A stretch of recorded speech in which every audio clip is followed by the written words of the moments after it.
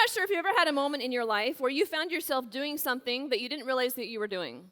And many years I was giving a talk at a huge Catholic high school, and there was about 1,000 students in this high school. And after I gave the talk, the youth minister was telling me, she's about a week before I came, she had her kids on stage doing, in a similar kind of formation that I was in. They have this huge stage set up. And she had her kids on stage, and she had about 20 of her kids on stage, and they were presenting to the entire student body, which if you've ever presented to, 500,000 people, it's a big deal. So she had her kids on stage, and she had one of her girls, as she was waiting to go up to the middle of the stage, like I was just here, one of her girls, they were all standing like in a horseshoe shape. She was standing over here, and as she was watching the crowd, all of a sudden she reached into her pocket, and she pulled out her phone and started texting. And she's texting, and the youth minister's like over her stage, right? And she's like giving her the look. Have you ever had your parents give you a look like? And she starts going, shh, shh, Sherry, shh, shh. And the girl's like, texting away. And then she, puts her phone back in her pocket, and then she goes on stage and she does her thing, okay?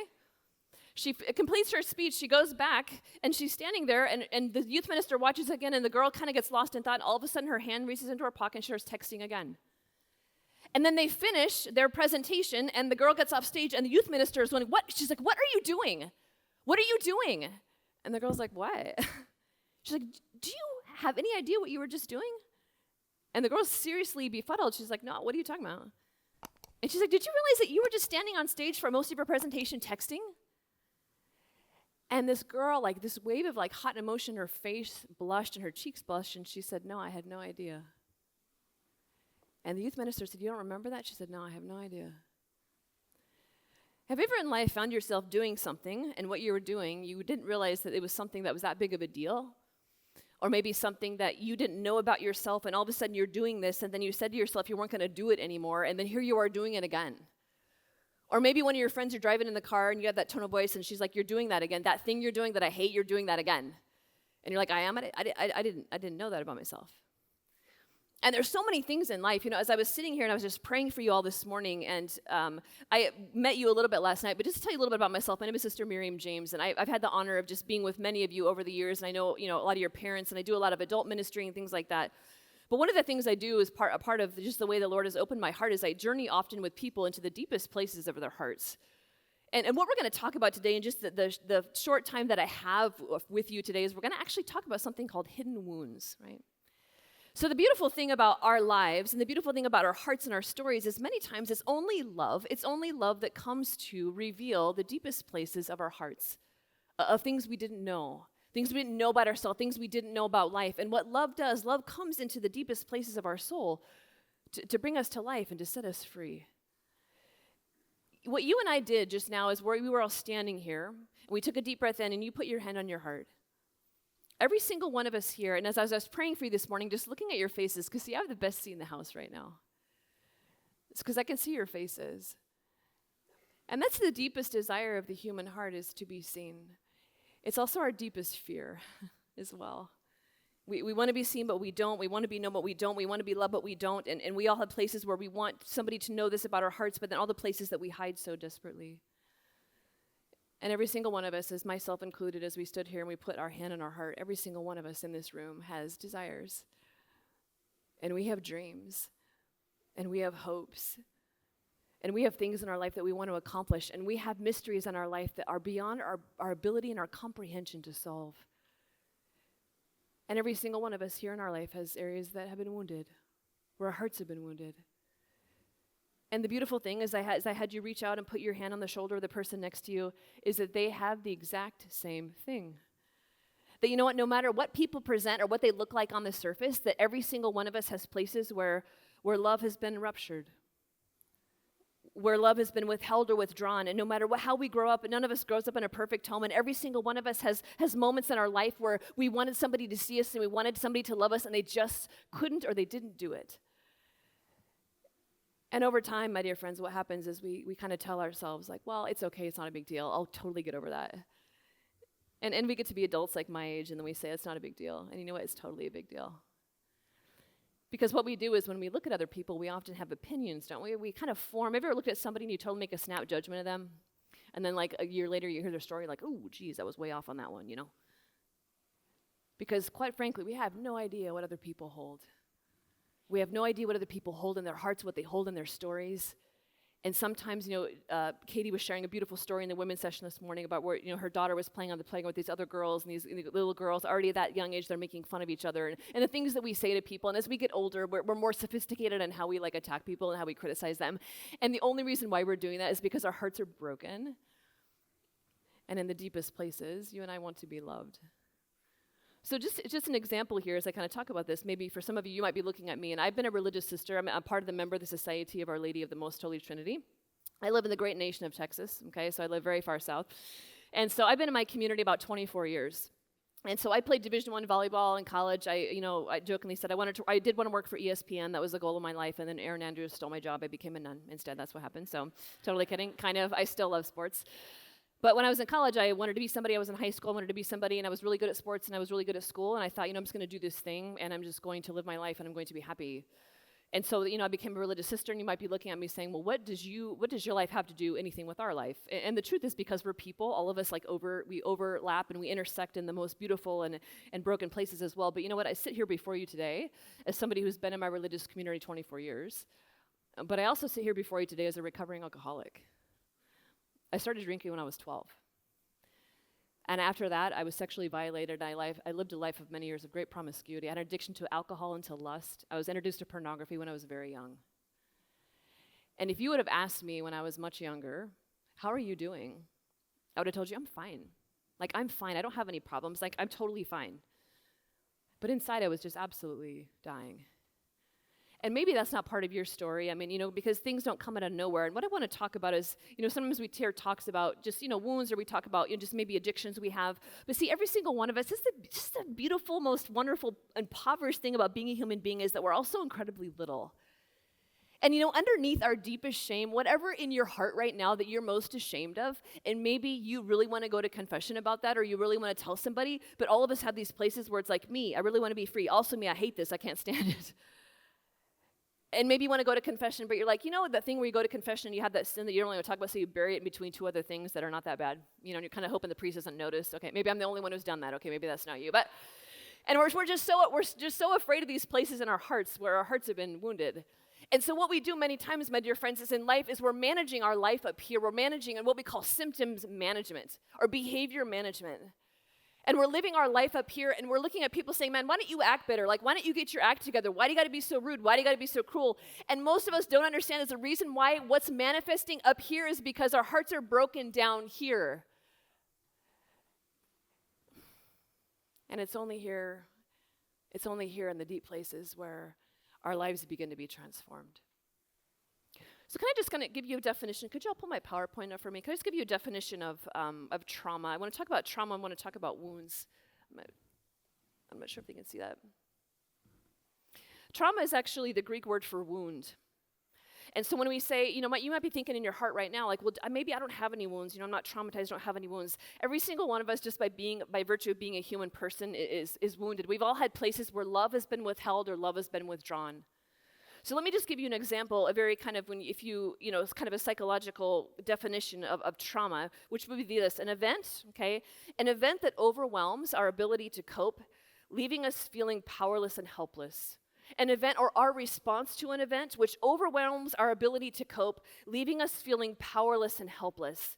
And every single one of us today, myself included, have had events in our life that have overwhelmed our ability to cope, and where we can be 12, 15, 17, 20, 45, 50, 60, 70, 80, 90 years old, and we still feel powerless and overwhelmed. We still feel powerless and helpless.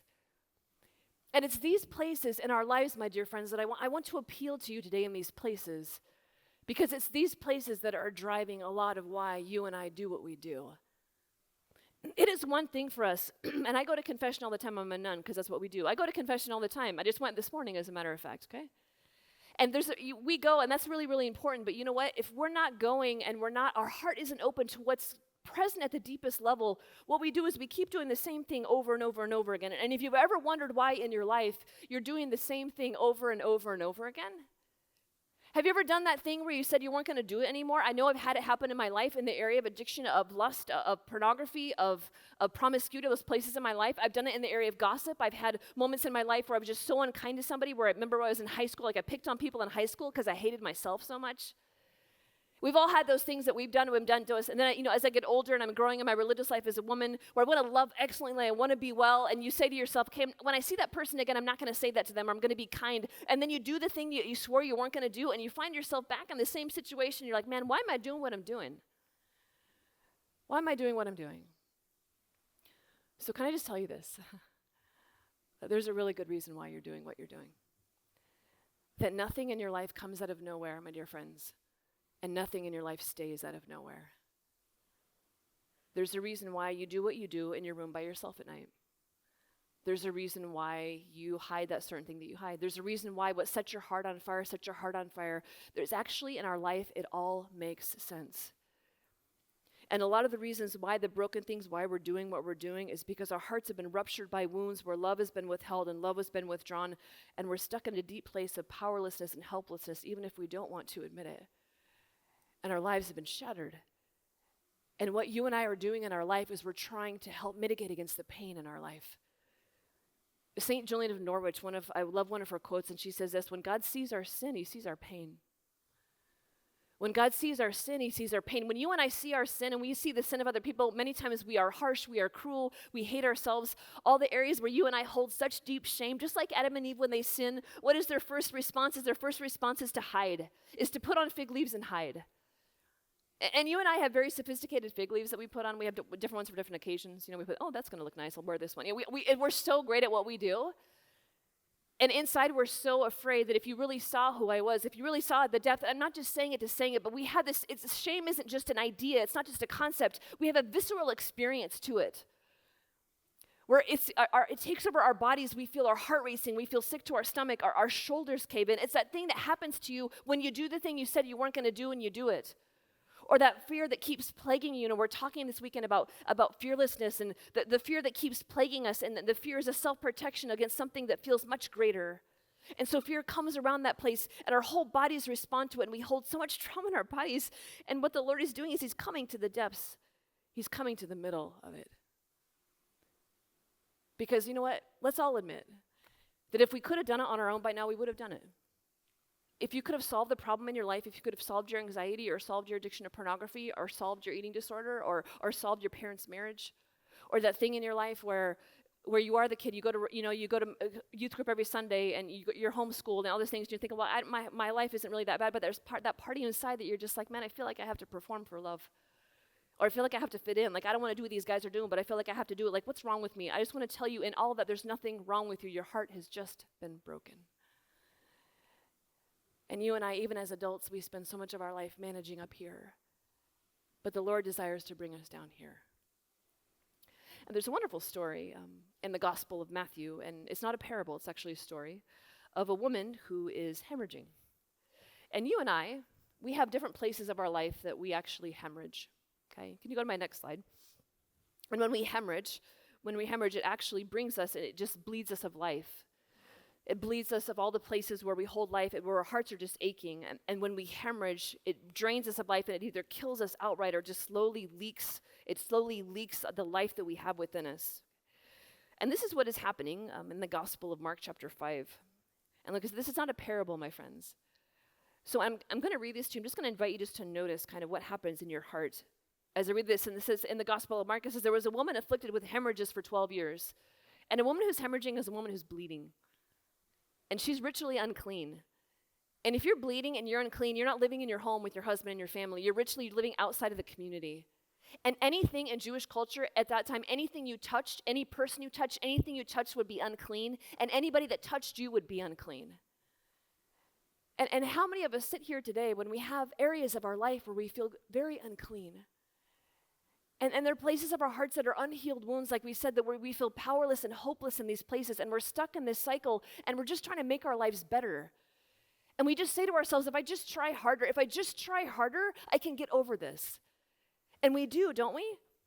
And this woman did too. It says she had suffered greatly at the hands of many doctors and had spent all she had, yet she was not helped, but only grew worse. How many of us in our life, myself included, have done that? Where with whatever your presenting symptom is, my dear friends, like we all have, whatever it's depression, anxiety, whatever it is, where we try to fix ourselves and yes, I'm not saying we shouldn't go to doctors because doctors can help us, but we compartmentalize and we kind of become self-reliant and we're just looking for that one thing that would fix it. And we just say to Jesus, I've said this to Jesus literally before, like just fix me. Like just fix me. Like this is literally bleeding the life out of me. Just fix me. And how often, he's so lovely. How often Jesus has said to me, I'm not here to fix you. I'm here to love you. I'm here to love you. And so whatever that thing is happening in your heart right now, my dear friends, where you feel like you're hemorrhaging and it's that repetitive sin or it's the scourge in your heart or it's a secret that you've never told anybody. And I've spent many years going to 12-step meetings, and there's some wonderful wise sayings in 12-step meetings. And one of them that I often quote is this: we're only as sick as our secrets. We're only as sick as our secrets. And we have secrets, don't we? We have secrets. Marriages have secrets. Families have secrets. Some secrets in the family is like what happens in our family, we don't tell anybody. We circle the wagons. We don't talk about this stuff. We're the so-and-so family. We don't talk about this. Or we don't admit to these things. Or whatever happened with your dad, your mom's like, don't tell anybody what your dad does. Don't tell anybody because people won't think well of us. And those secrets break our heart and they make us sick. And they bleed the life out of us. And they make us feel unclean because we feel like we can't go to anybody. And you know what the secondary trauma that we all have is? All of us have a primary trauma of whatever that is, a love withheld or love withdrawn or the perfectionism or the place where you feel like you don't fit in or it's the addiction to whatever that is for you. And then right behind it, my dear friends, is a secondary trauma of this, having nobody safe to tell it to. And so we're isolated, much like this woman who is now ritually unclean. She lives out of community and she's completely isolated. And now she's come to the end of her own resources. She has no help left. And she's completely, talk about totally helpless and totally powerless. And what happens, Christ at that time is very famous.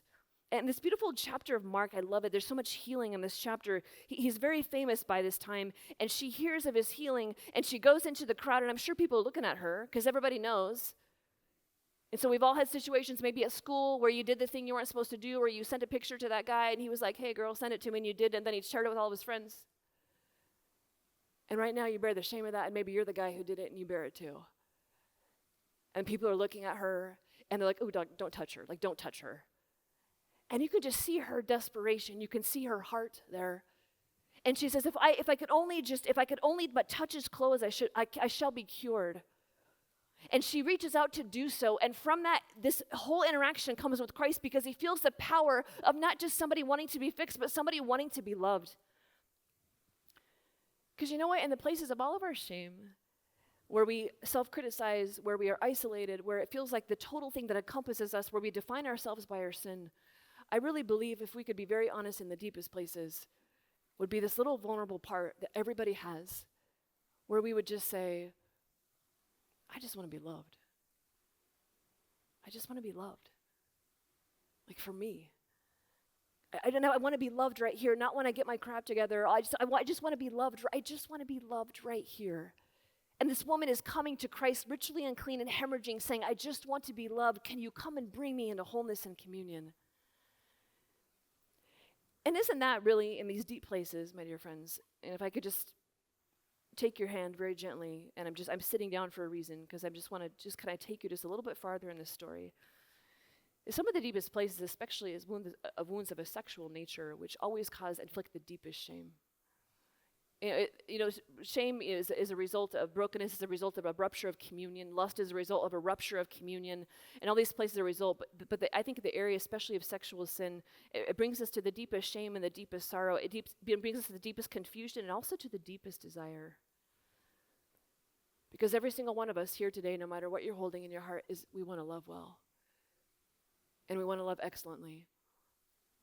And nobody wants to be the person, though we've all do it, nobody wants to be the person who wants to use or to be used. We don't want to do that. It's why you want to see your parents happy. It's why you want to see your friends happy. It's why when we have ruptures in relationship, why it breaks us. Every single one of us at these deep places, we want to be well and we want to be loved. And can I just say this to you, and I say this to you out of immense love of just my own journey and journeying with so many people, especially in the area of pornography. Can I just invite you just to consider that desire in your heart of what's happening there, however it's manifesting. That it's something far beyond that presenting symptom of what you're doing as you look at that. But I just want to appeal you to, maybe for the first time in your life, to consider what's at the root. I'm going to ask you, what are you really looking for? What are you really looking for?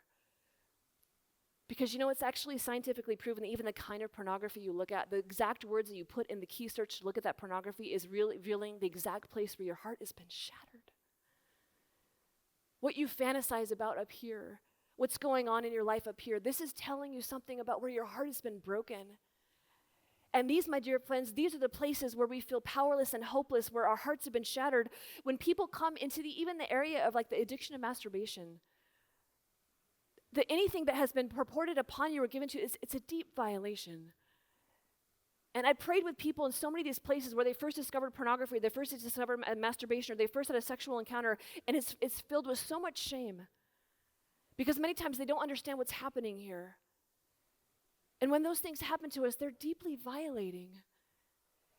And we hear stories of like, oh, I found it myself, or all these, and there's as many as there is a story of how that came to be in your life.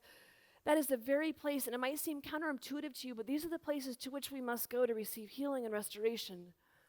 Because it's these places, my dear friends, that Christ is present in your life. That Jesus Christ, he was there that day that happened. And he's there the day that it happens even now. And I want to tell you that he's not ashamed of you. And he's not embarrassed of you. And if you and I, if we truly want to be well, not only in this area of our life, but in the areas of our life where we feel like we have to perform, the areas of our life we're crippled with anxiety, the areas of our life where we're so afraid to tell anybody about our secrets, even the areas of our life, and I know this is really uncomfortable for some of us, and I just want to honor your heart there. I know it's hard. But these are the deep areas of our life, my dear friends, where Christ is present, where his heart is for you to bring you into wholeness and communion. Because it is not enough for us just to keep saying, I'm not going to do that anymore. If we want to be well, it's time to tell the truth, right? And it's very beautiful because what happens in this is her blood of flow, she's immediately cured. As she reaches out, she touches the hem of Christ's garment, she's immediately cured. And it's so powerful that power goes out of Christ, and he stops the crowd, and they're pressing in on him. He's so famous, they're pressing in on him. And he turns around and he says, who touches me? Who touched me? And the disciples are like, man, there's people pressing in on you. And who touched me? And the crowd, I know it doesn't say this, but the crowd would have gone absolutely silent. Until what? This woman comes forward. And Mark says she comes forward in fear and trembling. And she comes forward and she bows low before him. And she tells him and she tells the entire crowd her whole story.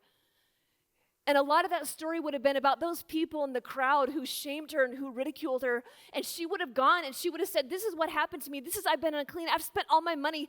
I'm totally helpless and totally forlorn, and I needed help, and you came, and my life is different.